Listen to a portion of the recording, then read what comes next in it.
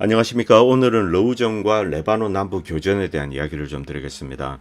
괴멸로 끝난 크루스크 침공, 러시아군이 매우 빠른 속도로 진격하고 있습니다.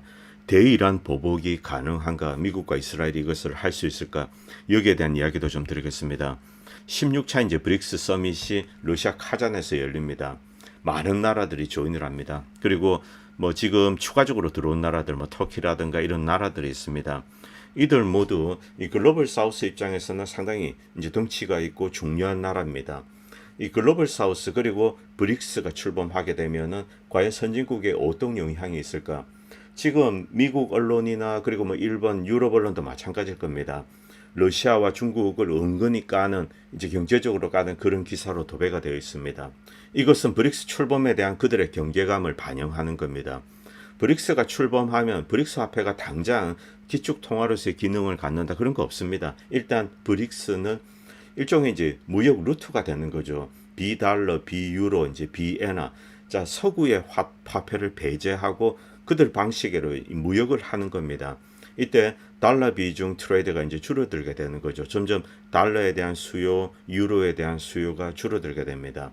여기에서 이들은 이미 이 위기감을 느끼고 있는 겁니다. 자, 그리고 이것은 엄연한 실체가 있는 겁니다. 어떤 크레딧에 의존하는 것이 아니라 실물, 그리고 실물에 기반한 화폐 혹은 그들 내부에 만약 브릭스 화폐가 처음 만들어지게 된다면 공통의 결제 화폐 기능을 할 겁니다. 이때 이 공통의 결제 화폐는 실물에 의해서 서포트 되는 거죠.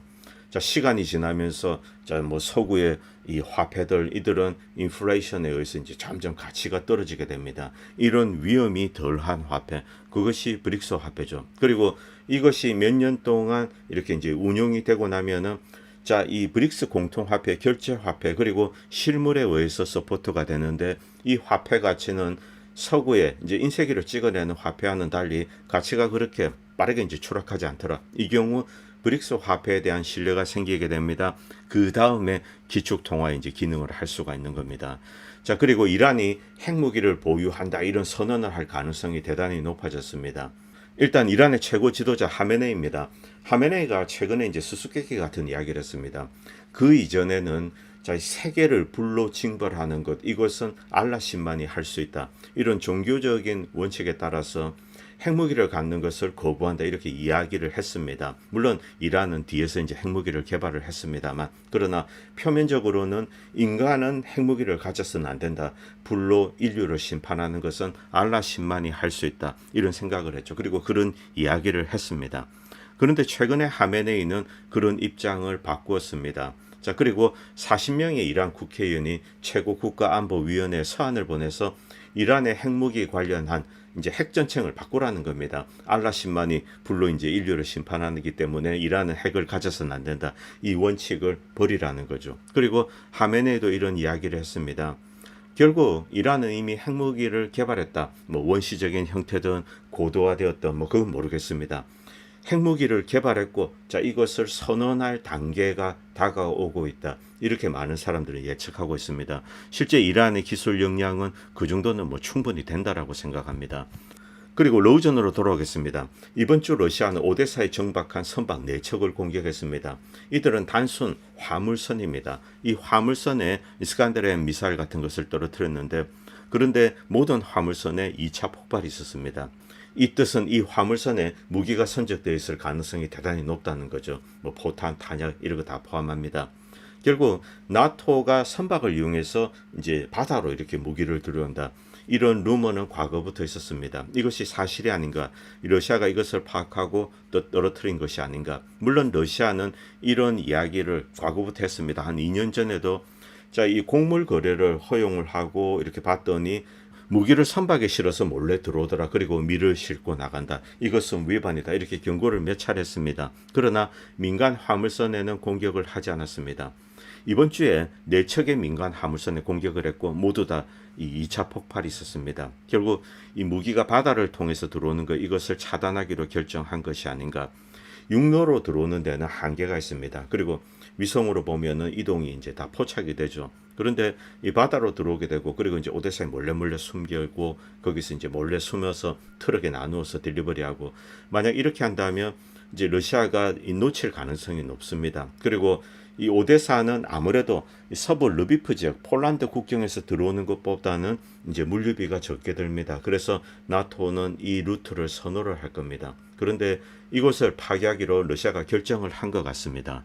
그리고 이 도표를 잠깐 보시기 바랍니다. 2022년 러우전 직전입니다. 이때 서구 그리고 우크라이나의 군사력을 비교한 겁니다. 비교 자체가 되지 않습니다. 제가 과거 방송에 이 짤도 이제 소개해 드렸는데, 우크라이나는 탱크를 2,600대, 독일 250대, 프랑스 400대, 이탈리아 200대 이렇게 있습니다. 그런데 이들 보유한 탱크도 제대로 정비를 하지 않아서 실제 운용 가능한 것은 20%도 되지 않는다고 합니다. 이것이 2022년 전 상황입니다. 그리고 장갑차 우크라이나는 12,300대입니다. 그리고 자주포, 천문, 다른 서구 국가들과 비교가 되지 않죠. 그리고 견인 곡사포, 그리고 모바일 로켓 아틀러리 이런 거 다 포함하면은 비교가 되지 않습니다. 그리고 군인이 50만입니다. 그리고 우크라이나군은 매우 잘 훈련된 군인입니다. 여기에 비해서 독일군, 프랑스 이들은 훈련 상태가 좋지 않습니다. 그냥 가서 이제 좀 복무하고 행정병으로 일하고 대충 이제 시뮬레이션 비디오로 이제 훈련하고 그러다가 퇴역하는 거죠. 자, 이들이 대부분입니다. 실질적인 전투를 수행할 수 있는 이제 군대에는 당시는 이제 우크라이나밖에 없었습니다. 그런데 이 군대가 완전히 파괴되었다라고 할 수 있습니다. 러시아 국방부에서 이런 발표를 했는데, 이 우크라이나의 18,560대의 전차와 장갑차를 파괴했다 이렇게 이야기를 했습니다. 그런데 기존 보유 숫자보다 엄청 많습니다. 결국 나토가 많은 것을 제공했죠. 나토는 자신들이 줄 수 있는 거의 대부분을 주었다라고 해도 틀리지 않을 겁니다. 물론 안전 재고는 자기 나라에 어느 정도 가지고 있겠죠. 만약에 이제 러시아가 직접 나토를 침공하다든가 그럴 가능성이 있기 때문에 그런 세이프티 스탁을 배제하고 대부분을 준 것 같습니다. 그런데 러시아의 직접적인 침공을 받을 가능성이 좀 없는 나라 영국이죠. 영국은 섬나라입니다. 이 영국 같은 경우는 세이프티 스탁 안전 재고도 없습니다. 그냥 다 퍼준 것 같습니다. 영국은 지금 영국 육군에 장비가 없다 이래서 영국 언론에도 올라오고 그렇습니다. 자, 그리고 이 러시아 국방부에서도 이런 발표를 했습니다. 총 이제 이 우크라이나에 파괴된 자산들, 물론 이것은 러시아 측 주장입니다. 이 우크라이나는 646대 항공기, 전투기 이런 거 다 포함한 겁니다. 이 정도로 잃었고, 그리고 283대 헬리콥터를 잃었고, 그리고 33,000대 이제 무인 드론, 그리고 582대의 이 대공 시스템입니다. 러우전이 터지기 직전에 이 우크라이나는 한 430대 정도의 S-300 발사대를 가지고 있습니다. 이거 다 파괴되고 서구가 준 페이트리어트, 아이리스틱 이런 것도 파괴가 된 겁니다. 그리고 18,560대의 탱크와 장갑차, 다른 이제 무장 장갑 차량입니다. 그리고 1,469문의 MRRS 다인장포죠. 그리고 15,900의 이제 필드 아틸러리건 견인 곡사포 이런 거 다 포함한 겁니다. 그리고 27,000문의 다른 종류의 이제 서포트 비히클입니다. 자, 이 정도를 파괴했습니다. 그리고 무엇보다 중요한 것은 75만 정도의 우크라이나 병사가 희생된 것이 아닌가 이렇게 추정되고 있습니다. 그리고 러시아군은 계속 진격하고 있습니다. 그리고 러시아는 8만에서 이제 10만 정도의 병사를 잃은 것이 아닌가. 물론 러시아는 많은 장비를 잃었습니다. 그럼에도 불구하고 러시아는 엄청난 이제 무기 생산 능력을 가지고 있습니다. 그것으로 인해서 지금 러시아는 과거 2022년 전쟁 전보다 훨씬 강한 군대를 보유한 그런 나라로 거듭났습니다. 반면 서유럽과 미국은 군사 전력 자체가 오히려 위축이 되었습니다. 그들은 러시아에 대응하기 위해서 이렇게 투자를 하고 군사력을 강화해야 된다 이런 주장을 했지만 정작 그들의 군사력은 오히려 더 쪼그라들었습니다. 지난 2년 반 동안. 실질적으로 러시아는 더욱더 강한 군대를 이제 보유한 국가로 거듭났습니다. 그런데 이 러시아가 과연 시리아에 이런 데 적극적인 도움을 줄 수 있을까? 참 이게 문제입니다. 그런데 안타깝게도 이 러시아와 이스라엘의 관계 여기에 대해서는 참 저보다도 더 많은 전문가들이 계시기 때문에 그분들 이야기도 좀 들을 필요가 있지만, 러시아는 기본적으로 이스라엘과 관련돼서 일종의 밸런스, 균형자 역할을 하려고 있는 거죠. 자, 이 시리아 내전으로 인해서 시리아가 고통을 받았습니다. 그런데 시리아의 완벽한 승리를 위해서 러시아는 도움을 주지 않습니다. 이스라엘과 사이에 이 밸런스, 균형을 맞추어서 한쪽이 무너지지 않도록 하는 역할만 하는 거죠.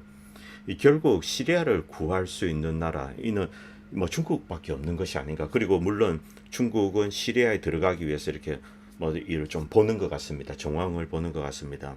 자, 그리고 이 아레스토비치로 돌아오겠습니다. 젤렌스키 전 고문이었죠. 친구이기도 합니다. 러시아 권력은 언제 붕괴될 것인가 꿈꾸지 말라는 겁니다. 러시아는 붕괴되지 않는다. 내가 만약 러시아인이라면 푸틴을 업고 다닐 거다. 이런 이야기를 합니다. 쿠데타를 바라지 마라. 러시아는 건재하고 더욱더 강해지고 있다. 이 아레스토비치는 이런 이야기를 하고 우크라이나가 현실적으로 살아날 수 있는 방안, 그것을 이제 거론해야 된다는 거죠. 러시아와 협상을 하는 것밖에 없다. 이런 주장을 아레스토비치는 계속 해오고 있습니다. 그리고 플로리다에서 허리케인 밀턴이 지나갔습니다. 카테고리 3로 낮아졌는데, 자, 그 이전에 뭐 미국 정부에서 엄청나게 떠들었습니다. 그리고 그것을 핑계로 바이든과 블링컨은 이제 람슈타인 나토 회의에 가지 않았습니다. 결국 람슈타인 나토 회의는 취소가 되었습니다. 미국이 일단 안 갔습니다. 여기서 우크라이나에 대한 추가적인 지원을 논의했는데 미국이 아예 빠져버린 거죠. 자, 미국이 우크라이나에 대해서 손을 떼는 게 아닌가, 완벽하게 손을 뗀다는 것은 불가능하죠. 미국이 지금 우크라이나에 해줄 수 있는 게 없기 때문에 그렇습니다. 미국과 나토가 우크라이나에 해줄 수 있는 것, 이 러시아의 진격을 막는 거 유일한 길은 나토군이 직접 들어가는 겁니다. 물론 직접 들어간다고 해도 우크라이나처럼 잘 싸울 수 없습니다. 그래서 박살이 나고 큰 피해를 입고 러시아가 또다시 이제 진격을 할 가능성이 높죠. 자, 그것 때문인지 몰라도 이 미국과 나토는 직접 군대를 보낸다, 이런 이야기는 최근에 아예 하고 있지 않습니다. 우크라이나에 대한 추가적인 지원 논의도 지금 하고 있지 않죠. 그리고 러시아군의 진격을 막을 수 있는 수단은 현재 갖고 있지 않습니다. 굉장히 심각한 상황이죠. 뭐 이들은 뒤에서 짱구를 굴리고 있는데 뭐 짱구를 굴려봐야 현실은 냉정합니다. 그리고 빅서지가 쿠르스크 상황에 대해서 이야기를 했습니다. 지금 러시아군은 쿠르스크를 이렇게 포위를 하면서 그 안에 들어있는 이제 이 우크라이나군을 박살을 내고 있습니다. 그리고 이제 빠르게 진격을 하면서 그동안 이제 우크라이나군이 점령했던 지역을 탈환을 하고 있는데 상당수의 우크라이나군이 고립되고 있습니다. 그리고 많은 수의 우크라이나군은 도망을 가고 있습니다.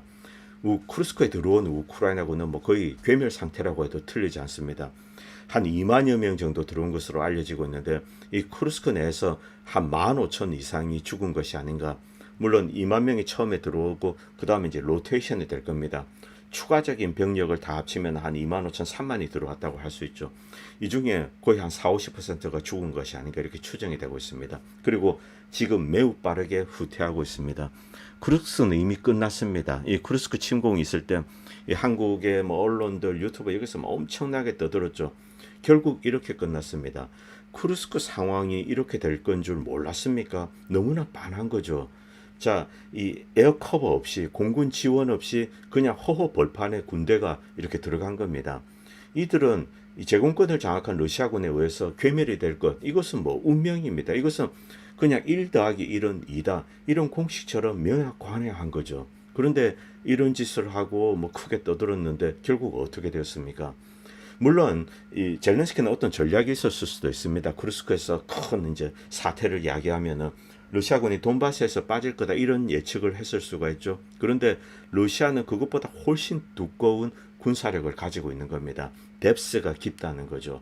어디 한 군데 어떤 피해가 있어도 그것을 흡수해 버리는 겁니다.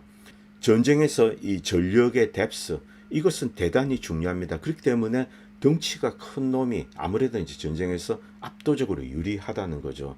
국가 사이즈, 뭐 인구 500만의 국가와 인구 3천만의 국가가 전쟁을 했다, 게임이 되지 않는 겁니다. 기본적으로 러시아나 중국, 미국 이런 큰 나라들은 그런 뎁스를 가지고 있습니다. 어디서 타격을 입어도 그것을 복원하고 그 다음에 반격을 할 수 있는 그런 저력을 가지고 있죠. 그런데 덩치가 작은 나라, 그런 전력의 뎁스가 얕은 나라, 이런 나라가 군사 모험주의에 빠져서 큰 실수를 저지르면 그 나라가 망할 수도 있습니다. 미국 엉덩이 믿고 함부로 날뛰다가 큰 코 다칠 수가 있는 거죠.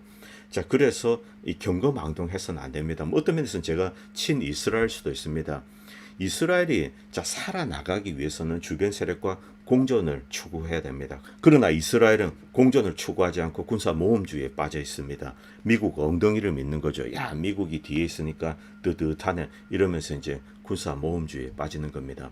우크라이나 역시 마찬가지였습니다. 나토 믿은 거죠. 자, 지도를 보겠습니다. 이 쿠르스크 내 우크라이나 점령지 이렇게 있습니다. 마을들이 있죠. 자, 여기에 러시아군이 빠르게 진격하면서 우크라이나군을 소탕하고 있습니다. 뭐 거의 괴멸 상태라고도 틀리지 않습니다. 그리고 대거 이렇게 탈출구가 있으면 도망을 가고 있습니다. 자, 그리고 쿠르스크 작전이 시작된 이후에 어떤 일이 벌어졌는가? 돈바스 지역입니다. 러시아군이 빠져서 쿠르스크로 갔냐? 천만의 말씀입니다. 러시아군은 우글레다를 점령했고, 그리고 토레츠크 절반을 점령했습니다. 그리고 쿠라호베 그리고 포크롭스크 사이의 축을 따라서 계속 진격하고 있습니다. 그리고 시베르스크 축과 오스킬에서 새로운 움직임이 일어나고 있습니다. 특히 시베르스크 그동안 조용했습니다.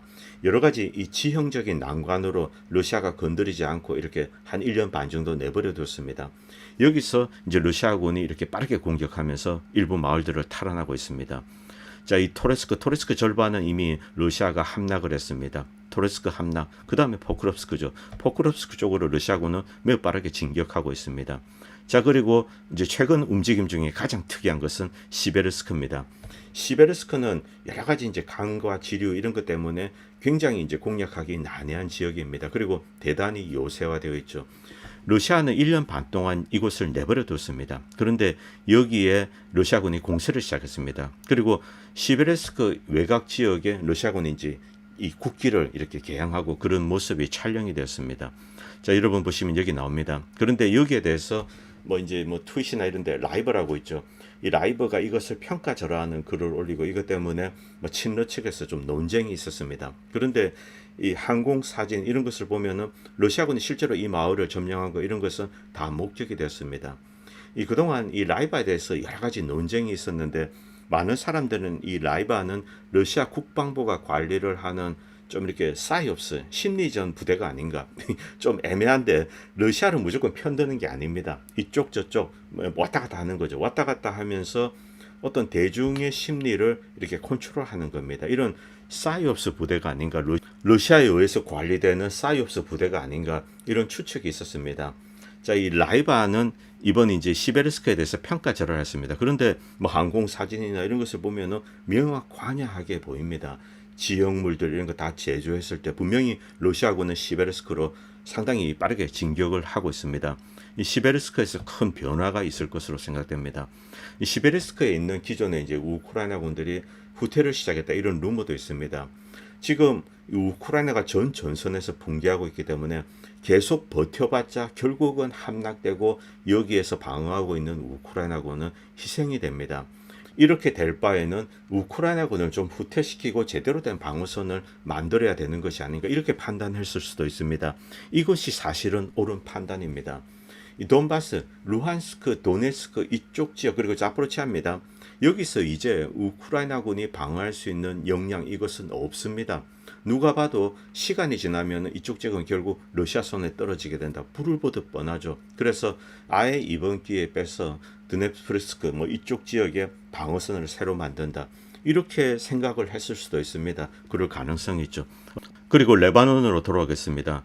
미국 민주당 부통령 후보입니다. 팀 월츠. 팀 월츠가 이런 이야기를 했습니다. 이스라엘의 익스펜션 팽창이라고 이야기했습니다. 이 투스테이트 솔루션 이런 거 아닙니다. 투스테이트 솔루션은 67년도 국경선을 인정을 하는 겁니다. 그 경계선을 인정하고 팔레스타인을 독립을 시키는 거죠. 그런데 이게 아니고 이스라엘의 익스펜션 팽창이라고 이야기했습니다. 미국과 이스라엘이 본격적으로 이제 팔레스타인 지역 그리고 레바논 남부 이런 지역으로 영토를 확장하려고 하는 것이 아닌가. 시리아도 여기에 이제 포함될 수 있습니다. 자, 이런 우려를 야기하고 있습니다. 그리고 이런 속내를 이스라엘도 이제 숨기지 않고 있습니다. 이스라엘의 재무부 장관이 이제 그저께입니다. 이스라엘 언론에 나와서 이런 이야기를 했습니다. 요르단, 레바논, 이집트, 시리아, 이라크, 사우디아라비아 일부를 포함한 자 유대 국가 결국 이스라엘을 확장하겠다는 거죠. 그레이트 이스라엘입니다. 우리의 가장 위대한 현자들, 선조의 현자들은 신이 우리에게 이 땅을 약속했다. 요르단, 레바논, 시리아, 이라크 이들은 정상적인 국가가 아니라 가짜 국가라고 이런 이야기를 했습니다. 그리고 이쪽 지역을 이제 이스라엘로 편입시키겠다 이런 이야기를 재무부 장관이 했습니다. 결국 이 레바논 남부 그리고 이제 팔레스타인 이제 장악 지역들 지금 뭐 사한지구, 가자지구 이쪽입니다. 이쪽을 이렇게 자기 영토로 편입하려고 하는 것이 아닌가. 시리아 골란고원 역시 마찬가지입니다. 결국 이 거대한 이제 그레이트 이스라엘 유대 왕국이죠. 큰 제국 이것을 만들려고 하는 것이 아닌가. 뭐 이런 속내를 드러냈다라고 할 수 있습니다. 그런데 이것은 기본적으로 망상이죠. 자, 인구 700만 국가 이 중에 200만은 아랍입니다. 자, 이 500만의 세력이 자, 이집트는 인구가 1억입니다. 자, 그리고 사우디아라비아, 요르단, 뭐 이라크, 시리아 이들 영토를 점령해서 이제 제국을 만든다. 불가능한 일이죠. 어쨌든 이렇게 떠들고 있습니다. 그런데 이들이 이런 뭐 허풍을 떠드는 이유, 이것도 결국 미국과 영국 서구 세력을 기댄 것이 아닌가. 그들의 도움, 전폭적인 지원을 받는다면 물론 가능한 이야기입니다. 이 뜻은 미국과 유럽 연합군이 만들어서 뭐 한 100만 대군이 만들어진다고 가정하겠습니다. 이들이 들어와서 시리아, 레바논, 뭐 요르단 뭐 이런 식으로 점령을 하면 이때는 가능할 겁니다. 이때는 가능할 겁니다. 뭐 이런 것까지 가정하고 이런 이야기를 했는지 그건 모르겠습니다. 자, 그리고 재무부 장관은 이런 이야기를 했습니다. 사한지구는 결국 이스라엘로 합병될 거다. 그리고 국가적 지위 이런 것은 이제 다 없어지는 겁니다. 팔레스타인 사람들은 대신 이스라엘 땅 안에 살 수 있게 해주겠다. 그러나 투표권은 없다. 거주권만 있다. 만약 투표권을 요구하거나 뭐 이런 사람들은 추방이 될 수밖에 없는 거죠. 이런 이야기를 했습니다. 그러나 이건 역시 이루어질 수 없는 꿈입니다. 망상이 지나지 않는 겁니다.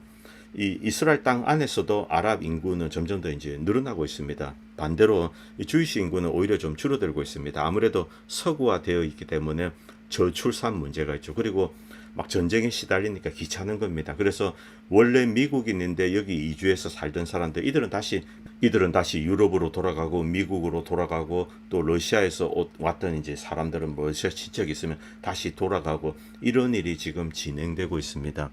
미국 믿고 이러는 것 같습니다. 자, 그리고 이런 주장이 올랐습니다. 카타르에 있는 미 알우데우드 공군기지에 16대 공중급유기가 발견되었다. 그런데 저는 회의적입니다. 일단 항적 기록으로 4대가 들어갔다는 것은 확인이 되었습니다. 16대 정도면 어마어마한 대폭격을 위한 겁니다. 뭐 한 2,300대 전투기에 이제 공중 급유를 한다 뭐 이런 뜻이죠. 자, 이것은 너무 과장된 이야기 같고, 그리고 기본적으로 이 카타르에 있는 이쪽 이제 카타르 역시 미 공군 기지가 이 이란 공격의 원점이 되어서는 안 된다 이런 이야기를 했습니다. 이것이 카타르의 국가적인 입장입니다. 이것을 무시하고 할 수 있을까? 여전히 저는 미국과 이스라엘이 이제 이란에 대해서 좀 이제 허풍을 떨고 있다. 진짜 이제 정격전에 가까운 그런 대규모의 폭격은 할 수 없고 뭐 가능하지도 않습니다. 그리고 한다 하더라도 그 이후에 있을 후과, 자, 이란은 미사일로 엄청난 보복을 가하게 될 겁니다. 이때 심각한 피해를 미군은 입을 수밖에 없습니다. 이스라엘 마찬가지죠. 그래서 저는 미국이 여전히 이제 블러핑을 하고 있다. 뭐 이렇게 생각하고 있습니다. 자, 그리고 레바논 남부를 침공한 이제 이스라엘군은 어떤 타워를 파괴하고 있습니다. 그런데 이스라엘은 이것이 이제 헤즈볼라가 운영하고 있다 이런 주장을 했는데 이것은 유엔이 만든 감시탑입니다. 여기에는 유엔 이제 평화 유지군이 있습니다. 이스라엘은 이들에게 이제 떠나라고 명령을 했는데 아일랜드는 지금 뭐 초강경이죠. 유럽에서 특히 이 EU 소속 국가 중에 이스라엘에 대해서 이제 강경한 입장을 취하고 있는 나라가 있는데 그 두 나라 중에 하나입니다. 하나는 아일랜드, 하나는 스페인입니다. 이 아일랜드 평화 유지군이 여기에 있다고 합니다. 한 몇십 명이 있는데 이들은 이스라엘 공격이 막 폭탄이 근처에 날라오고 이러는데도 물러서지 않고 있습니다. 아직까지 여전히 고수하고 있습니다. 그리고 유엔 평화유지군이 관리하는 지역에도 이렇게 뭐 포탄이 날아 들어오고 결국 2명의 이제 유엔 평화유지군이 부상을 입었다고 합니다. 뭐 이들이 이 아일랜드 소속인지 뭐 그것은 알려지고 있지 않습니다만 일단 지금까지는 이런 상황입니다. 그런데 실제 지금 이 이스라엘군이 빠르게 진격하고 있는가? 그렇지가 않다는 거죠. 일단 들어가서 일부 지역을 이제 장악하고 교도보로 만든 것은 사실입니다만 추가적인 진격을 하는데 이제 매복해 있던 헤즈볼라들이 이 기습 공격을 하기 시작했습니다. 여기서 이스라엘 측이 큰 피해를 입고 있다 이런 주장이 올라오고 있습니다.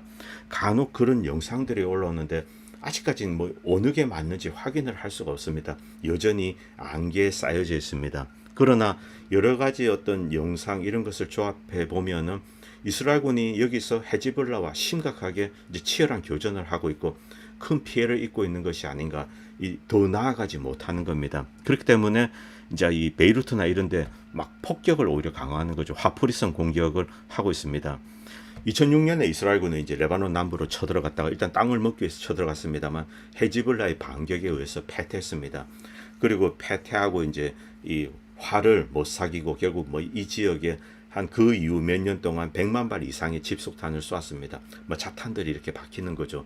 사람이 살 수 없는 땅으로 만들기 위해서 그랬던 것 같습니다. 뭐 그러나 어쨌든 헤즈볼라는 이곳을 요새화하고 기다리고 있었던 것 같습니다.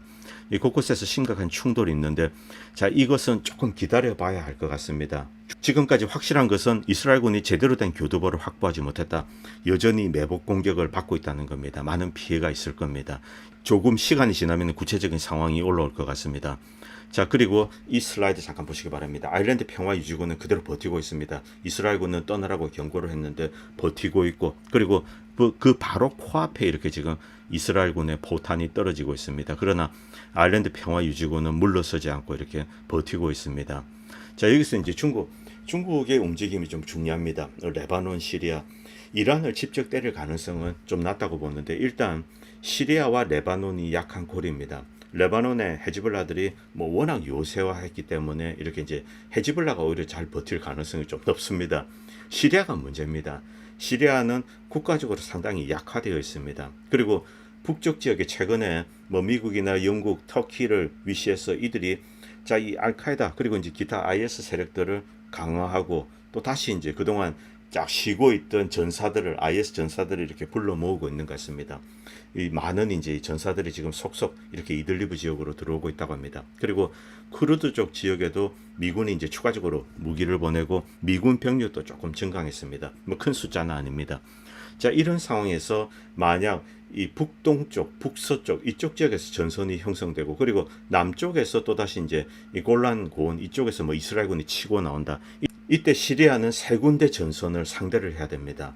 이 시리아 역량으로는 부족하죠. 러시아의 도움이 절대적으로 필요합니다. 그런데 제가 앞에서도 말씀드렸지만 이 러시아는 균형자 역할만 하려고 합니다. 이 시리아 내에서 밸런스만 맞추는 거죠. 미군과 시리아 아사드 정부의 밸런스, 그리고 시리아 아사드와 이쪽 지역 이스라엘의 밸런스, 그리고 터키, 영국이 후원하는 이들리브 지역의 알카에다와 밸런스, 이 밸런스만 맞추는 역할만 하고, 아사드 정권을 재건하고 실질적으로 영토를 수복하고 경제적인 권리, 뭐 여기서 가장 중요한 것은 미군이 점령하고 있는 유전지대입니다.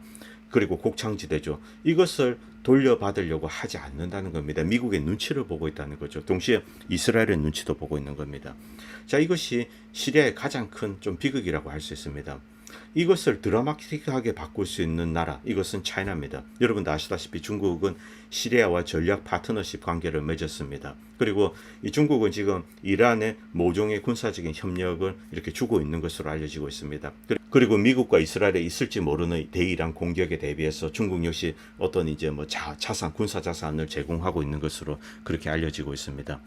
그런데 시리아에 대해서 중국이 이제 중국군을 보낸다, 이런 루머가 중국 내부에서 좀 올랐습니다. 그러나 공식적으로 확인된 것은 아닙니다. 만약 중국군이 들어오게 된다면 시리아 상황은 이제 드라마틱하게 개선할 수 있습니다. 이 부분도 역시 이제 조금 지켜봐야 할 것 같습니다. 중국 역시 시리아가 무너지는 것, 이것을 원하지 않습니다. 그리고 러시아는 시리아가 무너지는 것을 원하지는 않습니다만 시리아에 실질적인 도움을 줄 수 있는 그런 군사적인 도움, 이것은 주고 있지 않습니다. 여전히 미국과 이스라엘 그리고 터키의 눈치를 보고 있는 거죠.